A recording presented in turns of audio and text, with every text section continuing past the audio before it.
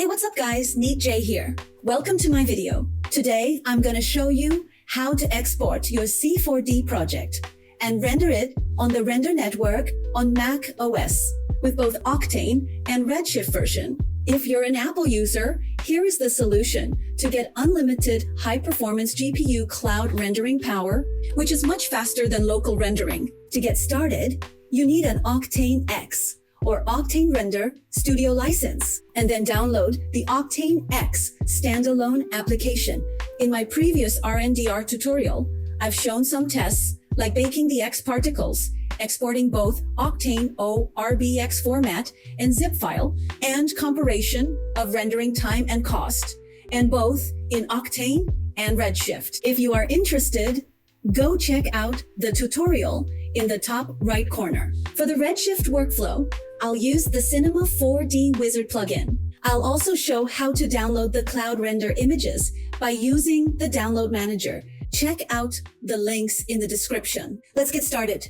Here, I'll use the same project as in the previous RNDR tutorial. This is rendered in Octane, and the X particles are baked into thinking particles. If you want to know how to bake X particles, check out my previous RNDR tutorial. I've rendered one frame locally. It takes about 10 minutes to render one single frame. If I want to render 100 frames locally, it'll take over 16 hours roughly.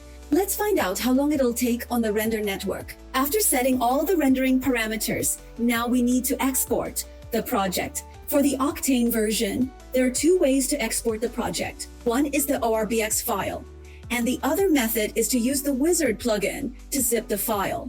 Let's export the ORBX file first. If you don't know what ORBX is, here's the info. ORBX is a container format that includes all animation data, models, textures, etc. that is needed to transfer an Octane scene from one application to another. Let's go back. In the main tab of the Octane render settings, find the ORBX exporter. Check enabled and ignore rendering. Set the ORBX file name and hit start export. The picture viewer will run the frames quickly in black. Just ignore this. And when this is over, the ORBX file will be successfully exported. Now I've opened the ORBX file in Octane standalone. Click on Render Target. You can lock this view to check, and you can still change the settings here. Okay, that's it. This step is to check the ORBX to ensure it has no issues. Now we are on the RNDR Render Network website. In the Scenes viewport, let's upload the ORBX file here.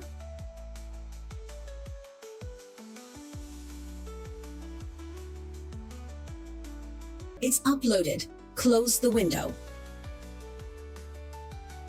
Click on Create New Job. Set the render settings.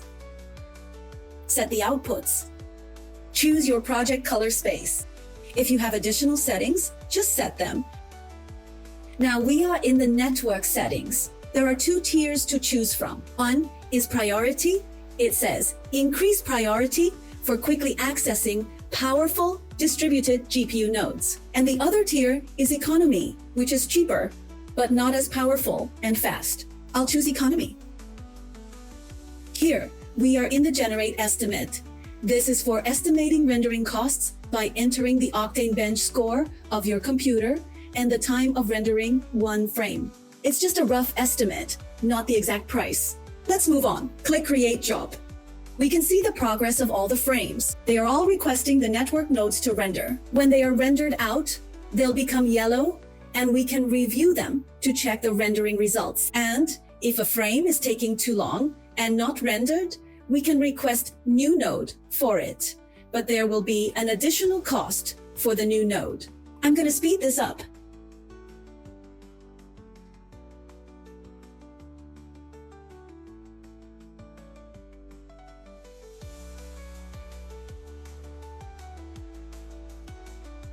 Okay, now the render is finished. Here says 100 frames require review. Just click here to review all the frames.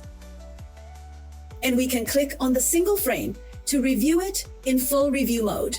If there are no issues, click Select All Frames and click Accept Selection. Now, all the images can be downloaded. I'll show the download manager later when the Redshift version is done. We can see the total render time is 18 minutes, and the local render time should be at least 1000 minutes, which means the render network is about 55 times faster. And we only used 2.15 credits to save so much time. And during the rendering process, we can do other stuff without waiting. Let's export the Redshift project now. Here we are in the Redshift project. Open the Render Network Wizard plugin in the Extensions menu. Click on Open Wizard, check Create Zip after check, and ignore warnings. Then click the Check plus Zip button. There are some warnings showed up because I'm using the latest version Cinema 4D and Redshift, which are literally not supported according to their guide. But in my case, they won't cause any problems because I didn't use any new features beyond the supported version. Click on Save Zip File. Now the zip file is saved to the project folder. Let's drag and drop this zip file onto the render network.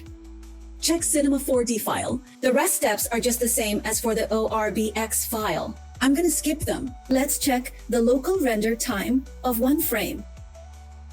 It's 1 minute 14 seconds, and it may take about 120 minutes to render 100 frames. And let's go back to the render network.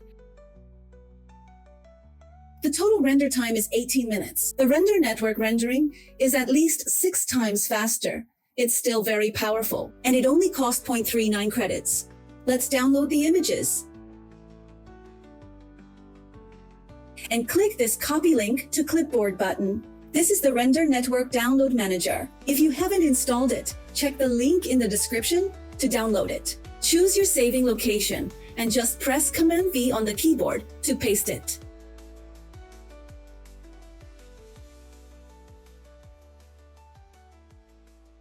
Okay, all images are now downloaded. That's all for today's tutorial. If it helps, feel free to like, comment, and subscribe. I'll see you in the next video.